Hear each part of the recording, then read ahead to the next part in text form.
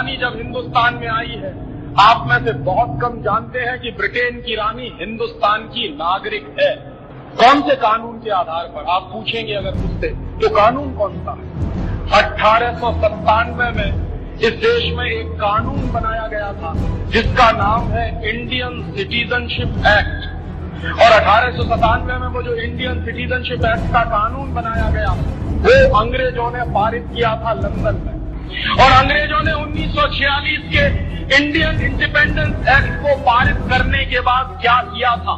उस कानून के पारित होने के बाद भारत और पाकिस्तान का बंटवारा किया था अंग्रेजों ने।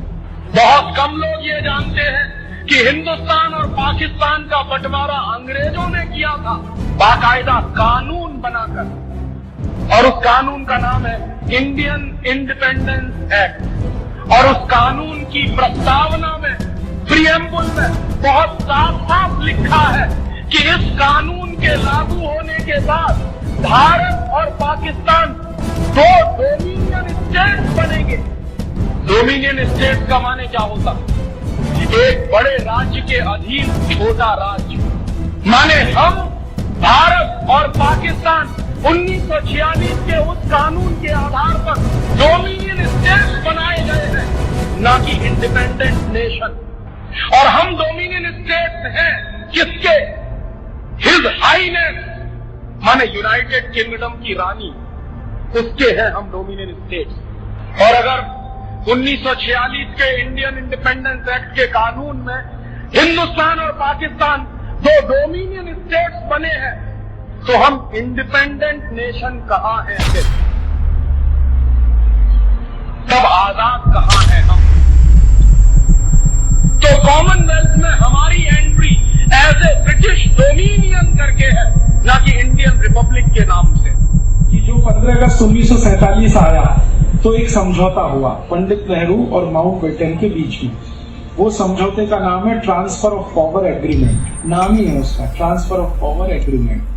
वो एक एग्रीमेंट के नीचे 1500 छोटे छोटे समझौते हुए, शर्तें हैं। तो अंग्रेज कह रहे हैं कि ये मानोगे तो हम आजादी देंगे, ये मानोगे तो आजादी देंगे, ये मानोगे तो आजादी देंगे। तो ये आजादी अंग्रेजों द्वारा दी गई है, हमने ली नहीं, क्योंकि आजादी लेने वाला जो वर्ग था वो 1947 तक खत्म हो चुका। ये मानते थे कि हम आजादी लेंगे, लड़कर लेंगे, झगड़ कर लेंगे और अंग्रेजों को मार के बनेंगे। दुर्भाग्य इस देश का ये हुआ कि 1947 तक इनमें से कोई नहीं बचा। अंग्रेजों ने कुछ दया के साथ और प्रेम और करुणा के साथ आजादी दी है, जिसको वो किसी भी दिन वापस ले सकते हैं। ये है समझौता, जिसको ट्रांसफर ऑफ पावर एग्रीमेंट कहते हैं। इसके सारे डॉक्यूमेंट्स लंदन में है, हाउस ऑफ कॉमन्स की लाइब्रेरी में। 99 साल की लीज पर है आपका देश। 99 साल जिस दिन पूरे हो जाए, अंग्रेजों की औकात है कि वो आपसे वापस ले सकते। और चूंकि ये लीज का सारा खेल है, इसलिए आज तक भारत के किसी भी प्रधानमंत्री ने हमारे कानून बदले नहीं। जो अंग्रेज बना गए वैसे के वैसे ही सारे कानून वैसे। इंडियन इनकम टैक्स एक्ट अंग्रेजों का बनाया हुआ, आईपीसी इंडियन पीनल कोड अंग्रेजों का, सीआरपीसी अंग्रेजों का, सीपीसी अंग्रेजों का, इंडियन एजुकेशन एक्ट अंग्रेजों का, लैंड एक्विजिशन एक्ट अंग्रेजों का, इंडियन सिटीजनशिप एक्ट अंग्रेजों का बनाया है। सब कुछ उनका बनाया हुआ और आज तक उसको इन्होंने मेंटेन किया है, इसको बदला नहीं। तो मैं ये पूछता हूं संविधान की दुहाई देने वालों से कि भारत के संविधान में भारत को राष्ट्र कहकर के कहां संबोधित किया गया है, वो हमें आर्टिकल बताने का कृपा करें। 395 अनुच्छेद जो बढ़ के अब 444 अनुच्छेद हो गए, लेकिन इन 444 अनुच्छेदों में भी भारत को अभी भी राज्य का स्तर दिया गया। नहीं देने वाले अभी पहले यही तय करें कि भारत के संविधान में भारत को राष्ट्र कह के क्यों नहीं संबोधित किया गया। इसका सीधा साधा जवाब जो मैं समझता हूं कि आज भी भारत ब्रिटिश कॉमनवेल्थ के दायरे में ब्रिटिश का उपनिवेश है। इसीलिए आज हम जापान में एम्बेसडर पोस्ट करते हैं, चाइना में एम्बेसडर पोस्ट करते हैं, रशिया में एम्बेसडर पोस्ट करते हैं, लेकिन ब्रिटेन में हाई कमिश्नर पोस्ट करते हैं। हम श्रीलंका में हाई कमिश्नर पोस्ट करते हैं। पाकिस्तान में जितनी कॉमनवेल्थ कंट्रीज हैं उनमें हिंदुस्तान का उच्चायुक्त पोस्ट किया जाता है, एम्बेसडर राजदूत नहीं पोस्ट किया जाता, क्योंकि हम ब्रिटिश के उपनिवेश हैं स्टिल टुडे।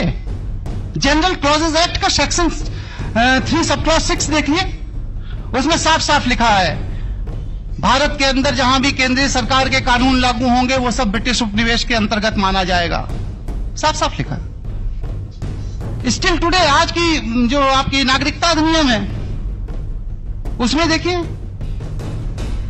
सेक्शन 10 सेक्शन 11 उसमें साफ साफ लिखा है कि कॉमनवेल्थ कंट्री का कोई भी नागरिक उस नागरिकता के आधार पर भारत का के अंदर कॉमनवेल्थ कंट्री की नागरिकता रखता है। आज तक हमारे भारत के संविधान में नागरिक शब्द को ही डिफाइन नहीं किया गया। नागरिक शब्द की ही डेफिनेशन हमारे कॉन्स्टिट्यूशन में नहीं है। हम भारत के लोग, हम भारत के लोग, अरे कॉन्स्टिट्यूशन के अंदर इटसेल्फ लिखा हुआ है कि this constitution is established as by law, not by the Indian people. हमने बस सिर्फ इस संविधान को अंगीकृत किया है, आत्मसात किया है, जैसा मेरे ऊपर थोप दिया गया हमने स्वीकार कर लिया। और उसको स्वीकार करने वाले वो कौन से लोग थे? ये वो लोग थे जो ब्रिटिश परस्त थे। इन लोगों को हिंदुस्तान के आम आवाम ने कभी भी इस संविधान को स्वीकार करने का कोई अधिकार नहीं दिया था। उस संविधान के पीछे एक लीगल फोर्स होना चाहिए,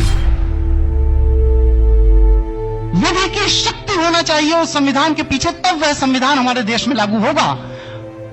और भारत के संविधान के पीछे कौन सी विधि की शक्ति थी? वह लीगल फोर्स कहां है उस भारत के संविधान का? वह लीगल फोर्स है government of India act 1935, Indian independence act 1947 में।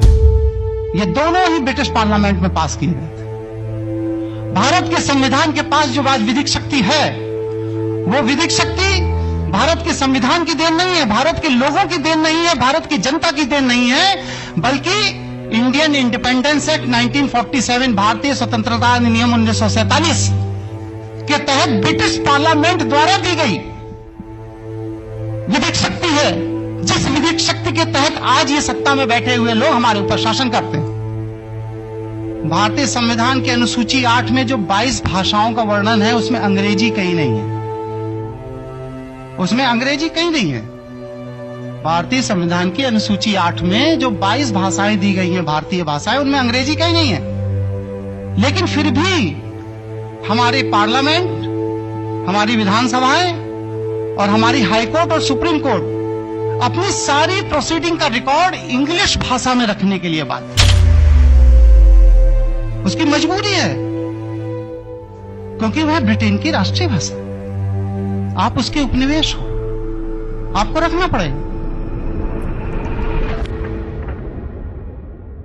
आर्टिकल 147 के ऊपर, आर्टिकल 147 इंडियन कॉन्स्टिट्यूशन आज का, यह आर्टिकल क्या कहता है कि इंग्लैंड की पार्लियामेंट आज भी यदि कोई अमेंडमेंट लाती है गवर्नमेंट ऑफ इंडिया एक्ट 1935 में या इंडियन इंडिपेंडेंस एक्ट 1947 में अमेंडमेंट लाती है, या ब्रिटेन की सुप्रीम कोर्ट, जिसको प्रीवी काउंसिल कहा जाता है, ब्रिटेन की सुप्रीम कोर्ट उसके ऊपर कोई ऑर्डर इश्यू करती है, तो वो भारत के सुप्रीम कोर्ट के लिए बाइंडिंग होगा। यानी भारत की सुप्रीम कोर्ट यानी पूरा भारत की सरकार, यानी कि पूरा भारत, यानी भारत का आज का कॉन्स्टिट्यूशन ये कहता है कि भारत की पूरी गवर्नमेंट है वो ब्रिटेन की पार्लियामेंट और प्रीवी काउंसिल, ब्रिटेन की सुप्रीम कोर्ट के अंडर में है। और पहले ये आर्टिकल मैं आपको पढ़ के बताऊंगा, मैं इसका अंग्रेजी भी पढ़ूंगा और हिंदी भी आपको पढ़ूंगा। ना आपको अंग्रेजी समझ में आएगा ना हिंदी समझ में आएगा। इतना जानबूझ के जवाहरलाल गाजी ने और राजेंद्र प्रसाद, ये इन दोनों का किया कराया है।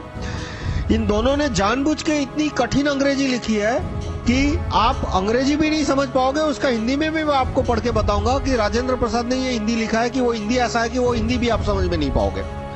आपको ये हिंदी नहीं समझ में आएगा। आप हिंदी किसी एमए वाले को पढ़ के बताओ, वो भी नहीं समझ पाएगा पहली दो तीन बारी में। अब मैं आपको इसका अर्थ बताता हूँ क्या होता है। इसमें सपरिषद शब्द लिखा है। परिषद का अर्थ होता है काउंसिल। अंग्रेजी में साफ शब्द लिखा है काउंसिल, लेकिन जवाहरलाल गाजी और राजेंद्र प्रसाद ने ये नहीं लिखा कौन सी काउंसिल। और काउंसिल शब्द का अर्थ गवर्नमेंट ऑफ इंडिया एक्ट में लिखा गया। काउंसिल शब्द का अर्थ होता है प्रीवी काउंसिल, यानी ब्रिटेन की सुप्रीम कोर्ट।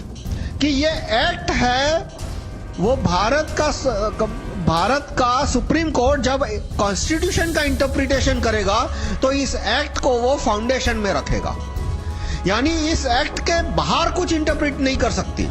ये पूरा का पूरा government of India act 1935 Bharat के कॉन्स्टिट्यूशन पे अप्लाई करता है, सुप्रीम कोर्ट पे अप्लाई करता है, और इंडियन इंडिपेंडेंस एक्ट 1947 और काउंसिल द्वारा पास किए गए सारे ऑर्डर, प्रीवी काउंसिल यानी ऑर्डर यानी जजमेंट। इतना ही नहीं, उसमें कोई अमेंडमेंट होता है तो वो भी लागू पड़ेगा। यानी आज की तारीख में यदि ब्रिटेन की parliament government of India act 1935 या इंडियन इंडिपेंडेंस एक्ट 1947 में कोई अमेंडमेंट लाती है तो वो सुप्रीम कोर्ट पे अप्लाई होगा, वैसा इसमें साफ साफ लिखा है। अब वो बात भारत के संविधान में कहीं ना कहीं तो लिखनी पड़ेगी, क्योंकि अंत में तो सुप्रीम कोर्ट है, वो संविधान के ऊपर जाएगा। इसलिए फिर आर्टिकल 147 में ये साफ साफ लिख दिया गया, बहुत ही कॉम्प्लिकेटेड शब्दों में, लेकिन साफ साफ लिख दिया गया कि इंडियन इंडिपेंडेंस एक्ट 1947 लागू होगा, गवर्नमेंट ऑफ इंडिया एक्ट 1935 लागू होगा। उतना ही नहीं, उसमें यदि कोई अमेंडमेंट होता है आज की तारीख में तो वो भी उसके ऊपर लागू होगा, भारत की सुप्रीम कोर्ट के ऊपर लागू होगा। और प्रीवी काउंसिल उसके ऊपर कोई ऑर्डर निकालती है, जजमेंट देती है आज की तारीख में, तो वो भी लागू होता है। वो आर्टिकल 147 में लिख दिया। और फिर सवाल आया कि इस बात को भारत के लोगों से छिपाया कैसे जाए, इसलिए ऐसी कॉम्प्लिकेटेड भाषा में लिख दिया कि इसको आम आदमी तो छोड़ो, आप किसी वकील को दिखाओगे ना तो भी वो 3-4 घंटे बाद ये हाथ धो देगा कि भाई ये मेरी समझ में नहीं आ रहा क्या लिखा है। आप किसी रिटायर्ड जज के पास जाओ तो ये भी है हिंदी, अंग्रेजी छोड़ो हिंदी को भी समझ में नहीं पाएगा। और फिर अकेला एक क्लॉज यदि कॉम्प्लिकेटेड लैंग्वेज में लिखता तो वो एक्सपोज हो जाता, इसलिए फिर पूरा कॉन्स्टिट्यूशन उन्होंने ऐसी भाषा में लिख दिया कि आम आदमी उसको समझ में नहीं पाए। और इसलिए गांधी जी 14 अगस्त 1947 की रात को दिल्ली में नहीं आए, वो नोआखली में थे। और कांग्रेस के बड़े नेता गांधी को बुलाने के लिए गए थे कि बापू चलिए आप। गांधी ने मना कर दिया। क्यों? गांधी कहते थे कि मैं मानता नहीं कि कोई आजादी आ रही है। और गांधी ने स्पष्ट कह दिया था कि ये आजादी नहीं आ रही है, सत्ता के हस्तांतरण का समझौता हो रहा है, आजादी नहीं आ रही है।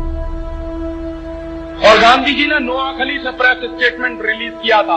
वो प्रेस स्टेटमेंट भी पूर्णाहुति में छपा है, पूरा का पूरा।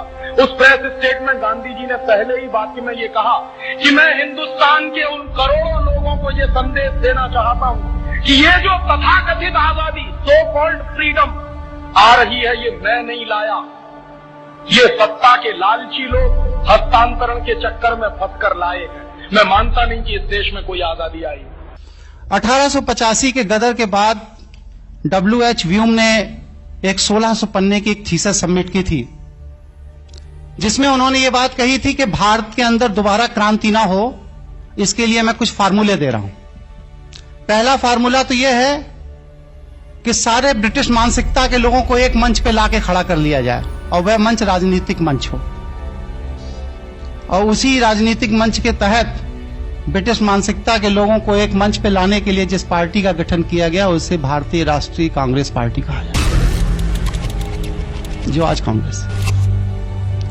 दूसरी बात, भारतीयों को बांटने के लिए धर्म, भाषा, क्षेत्र, जमींदार और किसान, पूंजीपति और श्रमिक, अमीर और गरीब, शिक्षित और अशिक्षित, हरिजन और सवर्ण के नाम पर समाज को बांट दो, इतने टुकड़े कर दो इसके कि ये कभी यूनाइट ना हो पाए। और जब ये यूनाइट नहीं होंगे तो क्रांति नहीं होगी, हमारा शासन चलता रहे।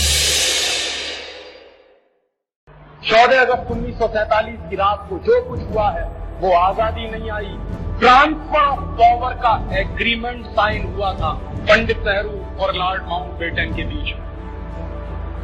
ट्रांसफर ऑफ पावर का एग्रीमेंट और इंडिपेंडेंस ये दो अलग चीजें हैं। स्वतंत्रता और सत्ता का हस्तांतरण ये दो अलग चीजें हैं। और सत्ता का हस्तांतरण कैसे होता है? आप आज देखिए, एक पार्टी की सरकार है, वो चली जाए, दूसरी पार्टी की सरकार आती है, तो दूसरी पार्टी का प्रधानमंत्री जब शपथ ग्रहण करता है तो वो शपथ ग्रहण करने के तुरंत बाद एक कॉपी पर हस्ताक्षर करता है, शायद आपने देखा हो। तो जिस कॉपी पर आने वाला प्रधानमंत्री हस्ताक्षर करता है उसी कॉपी को ट्रांसफर ऑफ पावर की बुक कहते हैं। और उस पर हस्ताक्षर के बाद पुराना प्रधानमंत्री नए प्रधानमंत्री को सत्ता सौंप देता है और वो निकलकर बाहर चला जाता है। यही नाटक हुआ था 14 अगस्त 1947 की रात को 12 बजे। लॉर्ड माउंटबेटन ने अपनी सत्ता पंडित नेहरू के हाथ में सौंपी थी और हमने कह दिया कि स्वराज्य आ गया। कैसा स्वराज्य और काहे का स्वराज्य? अंग्रेजों के लिए स्वराज्य का मतलब क्या था और हमारे लिए स्वराज्य का मतलब क्या था? अंग्रेज कहते थे कि हमने स्वराज्य दिया, माने अंग्रेजों ने अपना राज तुमको सौंप दिया। ये अंग्रेजों का इंटरप्रिटेशन और हिंदुस्तानी लोगों का इंटरप्रिटेशन था कि हमने स्वराज्य ले लिया। अंग्रेजों ने अपना राज्य तुमको सौंपा था ताकि कुछ दिन तुम इसको चला लो, जब जरूरत पड़ेगी तो हम दोबारा आ जाएंगे। ये नेताओं से पूछने की जरूरत है। 15 अगस्त मनाते हैं, हर साल तिरंगा झंडा फहराते हैं, 26 जनवरी मनाते हैं, बच्चों को कहा जाता है लड्डू खाने को आ जाओ, वो लड्डू ही है, बाकी कुछ नहीं। वो आजादी तो सब कहीं रखी हुई है, क्योंकि एक काम हम ऐसा नहीं कर पाए इस देश में कि अंग्रेजों ने जो हमारे साथ समझौता कर दिया उसको जला के नहीं फेंक पाए 60 साल। उनका 99 ईयर्स का लीज था तो वो तो उनको देना पड़ेगा। हाँ, तो हमारा भी 99 साल पूरा होगा तब जाके कोई फैसला होगा, तब तक तो ये पर्दा ही पड़ा हुआ। हिंदुस्तान के नेता बात नहीं करना चाहते इस विषय में।